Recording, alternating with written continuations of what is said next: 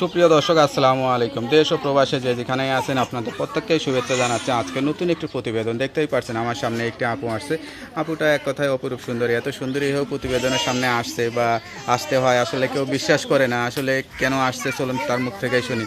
আপু আসসালামু আলাইকুম। ওয়ালাইকুম আসসালাম। আপু আপনার নাম কি? সিনথিয়া। সিনথিয়া আপু, কেমন আছেন আপনি? ভালো আছি। ভালো আছেন? আপনার বাড়ি কোথায়? বাড়ি টাঙ্গাইল। টাঙ্গাইল। পরিবারে কে কে আছে? পরিবারে ছোট একটা ভাই আছে আর মা আছে। বাবা বাবা- বিয়ে করে চলে গেছে। আপনি কি করেন? কিছুই করি না, বাসা বাড়ি কাজ করি। হ্যাঁ হ্যাঁ, বাসা বাড়িতে কি কাজ করেন? এমনি লেখাপড়া করেন নাই? বড় করি না টাকার জন্য। একটু করেন নাই? না, বয়স কত এখন? বয়স হলো 18। এত সুন্দর মেয়েরা বাসা বাড়িতে কাজ করে, মানুষ তো বিশ্বাসই করে না যে এরা আসলে টাকার অভাবে এখন করতে হয়। লেখাপড়া করার কথা, এখন মানুষের বাড়িতে কাজ করেন। কেমন লাগে? কাজ কাম করতে ভালো লাগে? ভালো তো লাগে না ভাই, কষ্টই লাগে। আচ্ছা আচ্ছা, তা কি চিন্তা করে আসছেন প্রতিবেদনে? চিন্তা করি আসছে যাতে ভালো একটা মনের মানুষ পাই। বিয়ে শাদী করবেন? বয়স হয়েছে বিয়ের? হয়েছে বিয়ের বয়স। আচ্ছা আচ্ছা, এত সুন্দর মেয়েরা তো একটু নায়িকা হতে চায়, অভিনয় করতে চায়, এরকম কোনো ইচ্ছা ছিল নায়ক নাকি? হতে চাই না ভাই, ফ্যামিলির দায়িত্ব নিবে এমন একজন মানুষ।